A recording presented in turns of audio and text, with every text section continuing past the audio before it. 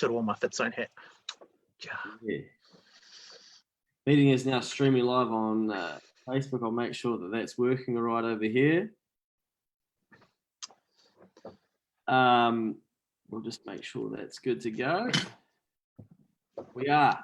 Right, we are here tonight with Lennie from Fitzone. And I'll let you introduce yourself, mate, because I do way too much talking to people that are listening to us anyway. So tell us a bit about yourself. Kia ora koutou, ko Lennie Takoinga no Fitzone Aotearoa. My name's Lennie Brooky. I am director alongside with my wife of Fitzone New Zealand. And yeah, basically we have 3 gyms, one in Matamata, one in Paeroa, and one in Te Aroha. And yeah. And just disclaimer for those watching, Lennie is not a client of Next Advisory. We just get on really well, and we're watching your guys' journey. I'm actually wearing one of our clients' shirts here from the start. Nice. Yeah. But I've been trying not to eat their cookies, mate, because obviously it adds to the skin folds, you know. So in preparation for this, I've then put on the shirt instead of eating the actual cookies. But I thought it'd be good to catch up with you. And obviously we've been doing a lot of content talking about what people should be doing. And I think sometimes it can probably get a little bit, a bit drony from us because we're always talking at people. So I thought instead let's change it and have a conversation with another business owner that's not a client of ours, completely unrelated, in a space where basically everything's been taken away from you guys, and just find out how you're coping with it. So I guess we'll start there. Like, how big an impact and what's the journey been like so far since this all started? Yeah, so impact's been rather large, I guess you could say. At the start, I mean, when it started to get quite a bit serious, we sat down and devised a bit of a strategy plan. As we put out, we had before the government we had like stages or levels to it, where we'd start stepping back certain parts of the business and then kind of offering like the bare basic offering to our members as things started to kick off. Then they announced the levels, and then 2 days later it was like level 4, like shut everything up. So for us, that went from 0 to 100 real quick, and it was just, the tap got turned off on all incoming revenue instantly, pretty much. We got one more. We had a week of payments because it's like a week out later you get payments for, and like with gym memberships, obviously, most people are paying weekly. So pretty much, I'd say about 98% of our members pay weekly. And so we just put them all on pause, and that's how that bit happened. Wow. So everybody's on pause. You guys have got no revenue through this until basically the other side. I assume you guys have applied for the subsidy. Yep, correct. Got the subsidy. Yeah, to help pay wages. How scary is that, knowing that you're not going to have any revenue? Well, no one's really actually asked me that straight up, actually. It's pretty scary. I mean, I've got pretty good relationships. I've always tried to build good relationships with, the landlords of the places we rent, and all our suppliers of like gear and everything. For moments, not necessarily like this, but I guess moments like this. And so I've just been straight away, like a week out, I was already opening that dialogue with them to try and make sure that, hey, if shit hits the fan here, we'll have zero income, and we probably won't be able to pay you for a little bit kind of talk. Yeah. So we had those conversations, and then the subsidy, got onto that as soon as we could. The accountant we use, who isn't you guys, got onto it straight away for me. And then so on the Monday before lockdown, we got confirmed that we'd have the subsidy. So I got a bit of sleep that night, knowing that our staff and our team would actually get some sort of money. Yeah. And on that, were staff worried about like their job security, what was going to happen? Did you up your communication? Did you do anything different in that space? Because I know that you're very, built a very big team culture, right? And really into developing your staff. So what did you do differently? I think what we done at the start is actually, just throw a little love your way. You posted something about at the moment, something about in this time, this is when leaders are going to earn their stripes. Yeah.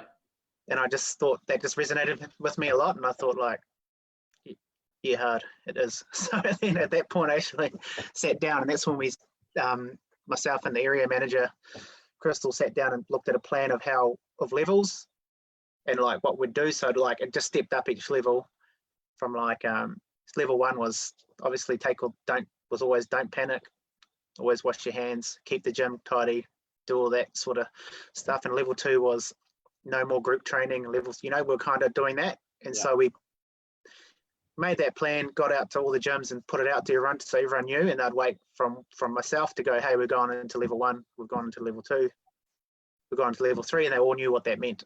So that's what we've done with that.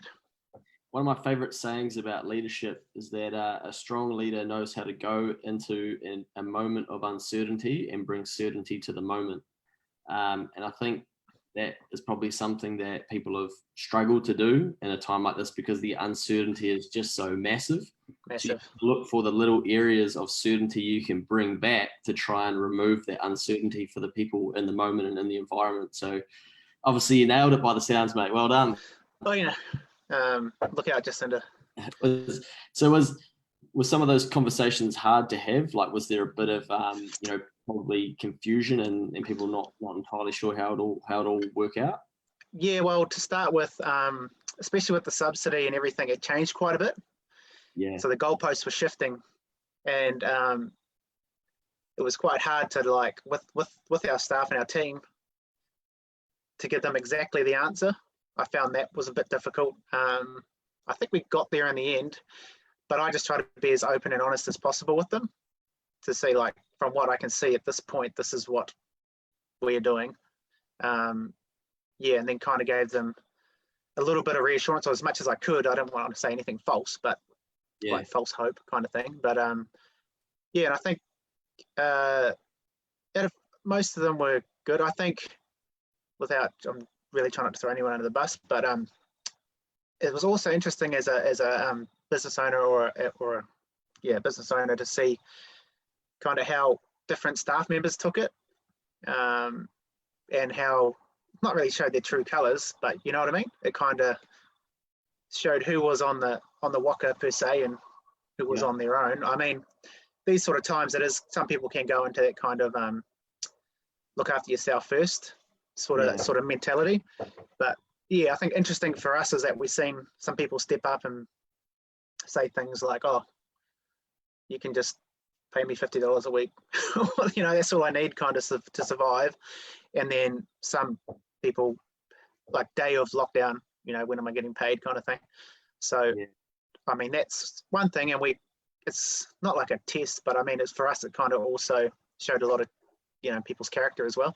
So not only for business owners, it does, but we found for our team, we kind of noticed that as well.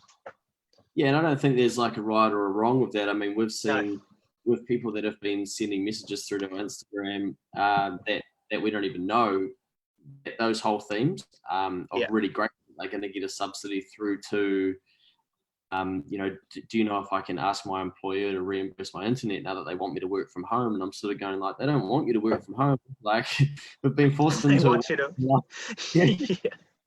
been forced into a once in a lifetime situation. Everyone's just figuring out how to cope. So I think it's been quite interesting. I mean, what I put it down to is that we're not educated, or we're not hardened to deal with a situation like this, right? Like I bet you haven't thought about a situation this bad when planning business previously and stuff, right? Yeah, it's safe to say a pandemic and a full shutdown of the country wasn't in my strategy for when shit hits the fan. No. That wasn't in there. Yeah. So what have you been doing with, have you had any spare time, or have you noticed any difference in your time that you have had? Yeah, it's an interesting one because, like, I didn't say at the start, but I've got 2 children, and one's a 2-year-old boy, so his energy is just through the roof. And we got a little 7-week-old daughter. Wow. We are staying at the in-laws' place in Gisborne on a vineyard, which has heaps of room for the young fella to kick around. But I mean, 7:30 is the go for me to do anything. PM, yeah. Yeah, PM, yep. Yes. So I don't know, man. I I guess the good thing is, a big positive is I've been spending a lot of time with my family, or with the kids and the in-laws and stuff like that. So that's been really good. And it just means when I've had that hour to do work, it's usually been stuff that higher level stuff. Nice. And like kind of been focusing on like what after this whole thing, if we eventually get to open our doors again, how does that look for us? And I think a big thing I've also noticed is, how do you say this? I mean, through this whole thing, you're looking at ways, we're noticing ways where we could trim the fat, if you will, of our company, and then, but not take away too much. But it's like there's a lot of extra costs throughout this where we've added on what we had perceived as value onto our offering, that once they were taken away, no one really cared, kind of thing, if you know what I mean. Okay. So there's looking at efficiencies and things like that. Yes, that's the proper way of saying it. Sorry. Yes, the geek in me comes out. Yeah. So finding ways, and I guess is that because you've got more time to try and to think about some of these things, and I guess we're almost forced to think about some of them, right? Because I mean, I've even heard board members at a very high level talking about how effective Zoom is, and they had no idea that it was this good, and they were questioning why do we all travel from around the country to come for this board meeting? Why have we never done this before? Who should have told us to be doing this? And they're legit serious. It's just opening their eyes.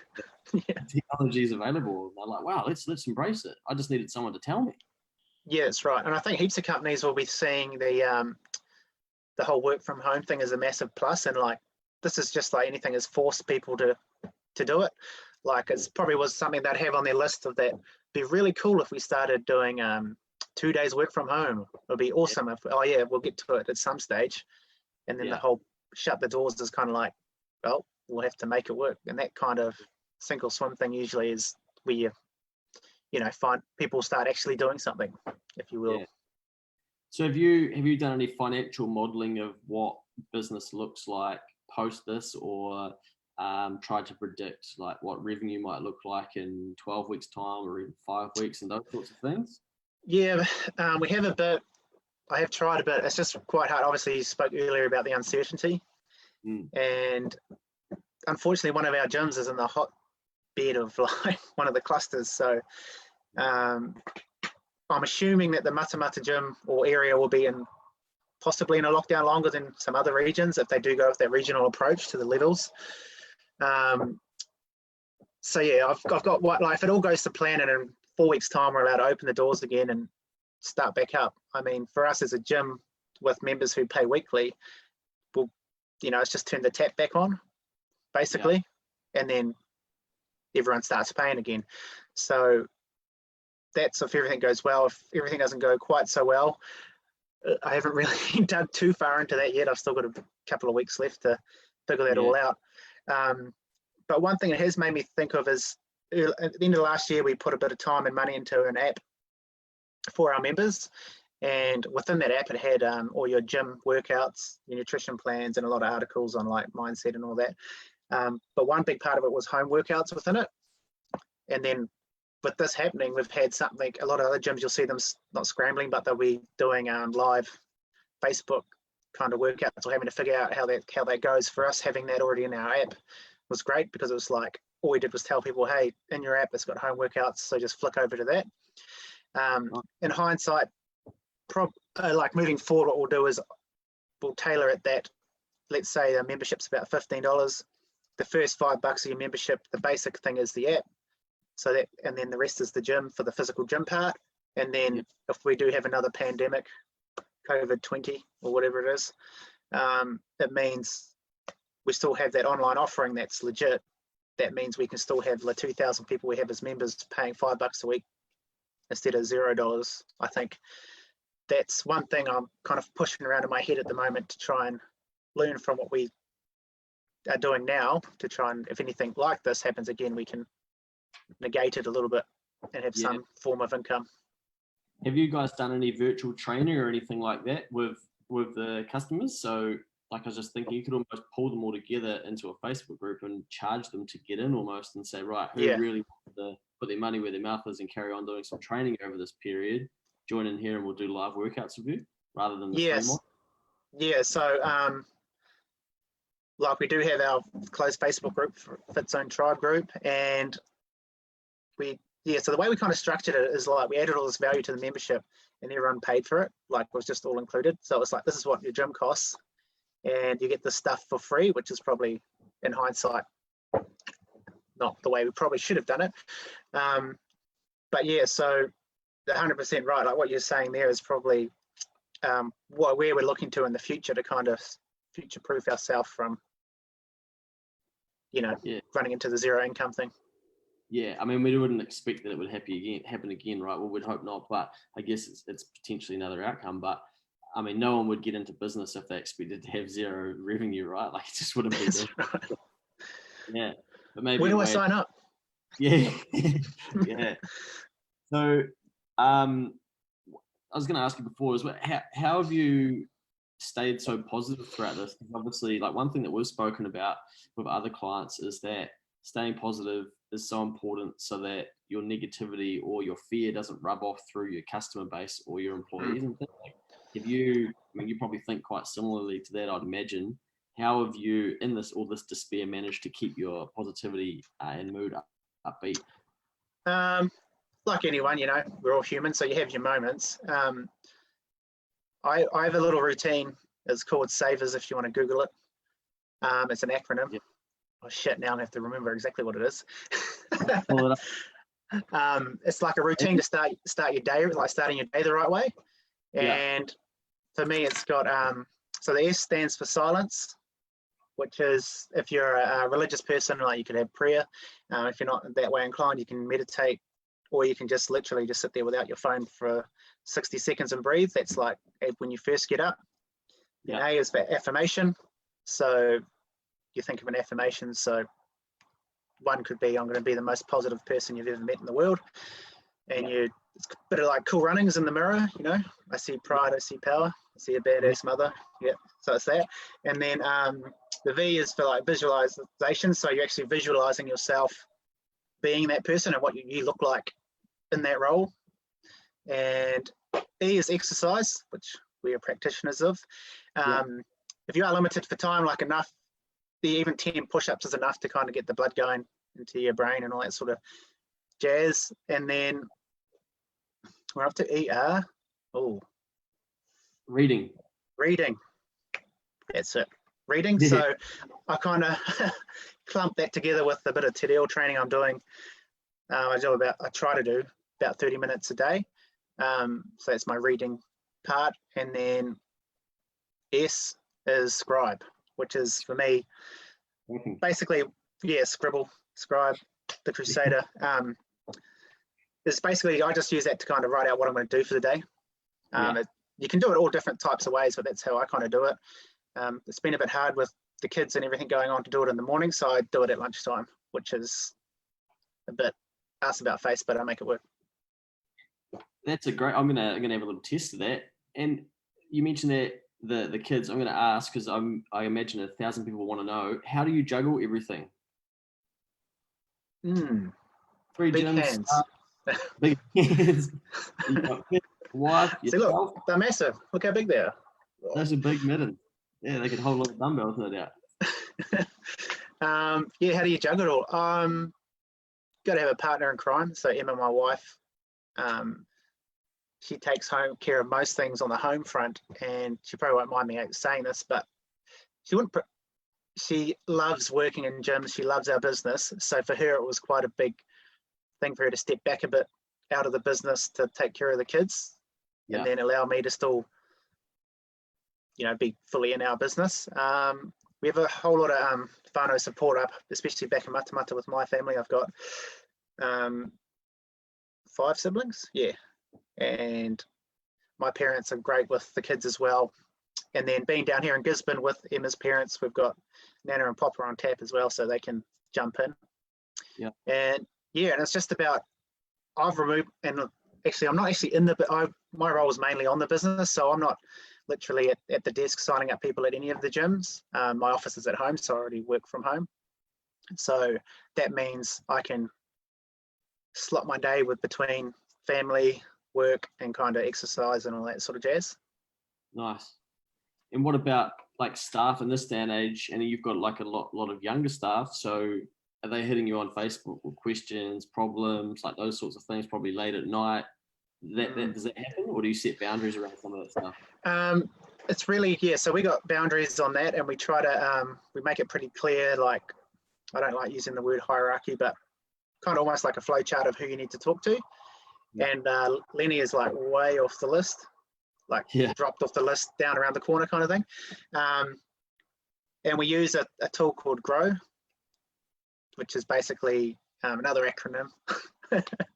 And so basically, if you have an issue, it's G stands for your goal, R is for the current reality, O is for what are your options, so you want 3 options, and W is which option. So basically, if you have an entry-level staff member who has an issue, toilet won't flush, if they ring up their manager or me or someone else, the first question to them is, have you used Grow to try and sort it out first? Nice. So that's a pretty good tool. You have to keep using it, obviously, and it's quite hard. I'm a person who likes to quickly give you an answer, and you call this person and you fix it with this, and you quickly do that. And I like to and that's done. And then a lot of it's on yourself and your managers to allow the staff to come up with the answers themselves, and that's probably the hardest bit, is removing yourself out of it. Yeah, smart. So that's obviously, you've got to create a culture of people wanting to use that, right, of being on board with that. Do you explain that when you onboard people, like staff? Yeah. So it's part of the onboarding process. We bring it up we have weekly meetings with all the staff, and we quite often will go back to it. I mean, we do slip in and out of it. It's like anything, you have to stay on top of it, and just like any sort of culture thing you're doing with your business, it's an ongoing machine that always needs oiling and servicing, and it takes a lot of that's where the work part is just keeping it relevant within your culture, I think. Yeah, and that's where I talked yesterday briefly with another client around how I think business owners are almost like a little bit prepared for recessions, where, especially in the small business space, because for you, for me, for a number of small businesses, if we stop doing stuff, we end up in our own little mini recessions that's just happening in our bubble. Like, not getting the work I used to, not getting the results, people aren't happy, like all of those sorts of things start happening, and everything starts contracting. And I think we set on like a massive scale, and it's so important that you are building on top of those fundamentals all the time, right? Yeah, 100%. And I think it also came from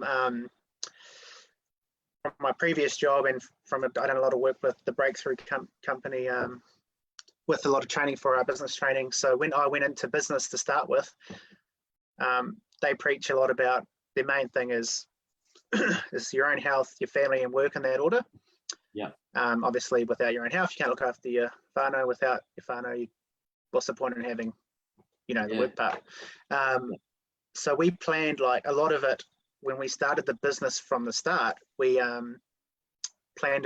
almost planned our business around the lifestyle we wanted. And quite often, businesses are like, they're just gung-ho with their business, and the other stuff will just do what it does. And I'm smashing it out the work. Our business is growing exponentially. But on the other side, your family are on the back seat, or they're getting the no time with you. They never see their dad or their mum. And I think we just had that.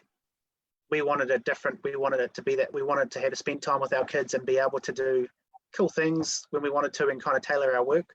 So from the start, it was quite hard at the start, obviously, because we had to bring staff in, train staff up, and that takes a lot of time and money. And it's that whole better versus easier thing. Probably easier just to do it yourself, but better in the long run to actually train someone up and then make the mistakes with them, and then they leave to pursue a rap career in Los Angeles. So then you get the next person in, and then so you're always kind of, but it's a massive learning process. And I mean, it's proved really good for Emma and I, because we've been able to step back and have time with the kids and with our families also. And so we find that like a massive part of how our business works. Nice. From Matamata to Los Angeles, the rappers, they're taking over. Lastly, mate, I want to ask you, what's what do you see being the impact or effect that this is going to have on the fitness space as a whole, rather than just you guys? Yeah, I think a lot of it was I think a lot of this online malarkey, or all the online stuff, was in the pipeline for a lot of people. Like, it's that similar thing where, we got to do that at some point. We're halfway through sorting that. It's kind of getting done. I think a lot of that has just supercharged people once again, forcing them into that lane, and kind of think, shit, how do we make this work if we shut all the doors? And so I think out of anything, it's probably supercharged gyms and that, focusing more on that whole online app sort of environment to kind of, I think it's just going to force them into it. Long term, it's once again, there's a lot of the uncontrollable stuff out there at the moment. So it's hard to say, but I think more than anything, we're taking that as the point of like looking at where do we kind of miss the mark when all this happened, and trying to make sure that we've learned from that, I guess, mistake, and we've made that learning, and definitely don't want to make that sort of error again. And how can we safeguard ourselves from it happening again? Yeah. I wonder if like people will go into a genuine hybrid fitness routine where it's like, right, I don't need to go to the gym 5 times anymore. I can do 2 of those workouts from home and really push myself, or I can go for a run on one of those days and then demand cheaper gym fees, but they still want to go to be able to really lift some heavy tin on a couple of days in the sauna. That's right. But people will adapt a little bit, or realize like, oh yeah, you can do some of this stuff. And that's where it'll be interesting to see you guys all get creative in that space, eh? Yeah, I think you're bang on. There's a lot of people who haven't even given it a go, like working out at home, or even looked at the home workouts on our app at all. And and it's like, there'll be a lot of people. I guess I've spoken to some other people in the industry, and they've felt like possibly people would be like, yeah, I don't actually need that gym membership whatsoever. I'll just stay at home and do my thing. And the thing with that is that's also cool, because that means they're doing what's best for them also. I mean, it might cost you a member, but we really want members who are really keen to be a part of Fitzone and really use their membership as much as possible. But I think, like I said earlier, we're looking at like staging our memberships more based around a online offering matched with the physical offering, and kind of like make sure that we have both the options going, so we don't really get hit as bad as we have this time, I guess. Nice, man. I feel like we could talk for hours. One thing I do want to quickly ask you before we wrap up is, I've been to one of your awards nights, and you have an awards night for your members, for staff. And I think you've got a real community focus underlying. You used the word before, and it triggered my memory underneath what you're doing, or even on top of it and wrapped around it. And how important do you think that's been to some of the growth and success of what you guys are doing compared to what other people have probably tried to do in those regions in the fitness and gym space? Oh, good question. So when Emma and I started out with everything, our purpose, we sat down and like, our vision purpose is to bring a great health and fitness experience to the rural communities of New Zealand. There you go. I think that's 100% correct. So that's kind of where everything runs off that. So what we found is in the smaller towns, you don't really get that full. What they do bring is a really good community feel, but they usually drop the ball on maybe the more professional side of things. So what we wanted to bring is that professionalism, but then also, really hold on to that community part. And I think we've done that with how much we have great staff members, and we really invest in them. So that means they really grow those communities themselves in the gym. And it's a massive part. A lot of people throw it out there in their marketing and stuff, like community, we're here for your community, sort of gym style thing. And it's just it's one of those things that comes along with the culture as well, like not only the culture of your staff, but of your gyms as well. It's like a constant moving thing that you need to keep kind of turning over. And I think with the awards, we just wanted to really showcase, members that have done great stuff throughout the year, staff that have done great stuff throughout the year, and then why not get everyone together and kind of celebrate that together. And it's also our staff Christmas dues, because what we were doing is, instead of spending a whole lot of money just going and playing golf and getting your staff getting twisted, why not invest that money into like something that's, hey, you can still have quite a bit to drink, but you know, it's into something that's quite a bit, adds quite a bit of value to our business, we feel. Yeah, nice. Oh, that's awesome, mate. It's good to see doing it differently, and leadership as well, just doing it how you guys want to do it, and being brave enough to do that. Cheers, man. We're having a go, giving a red hot crack. That's the way. All right, mate. Well, I won't hold you up any longer. You've probably got your own time to enjoy after getting the kids to bed, mate. So I'll let you go and finish the beer. Thank you so much for that. I think there's a lot of value there, and I think it's interesting and valuable for people to hear from other business owners and just get some lessons from them as well. So thank you, mate. Enjoy.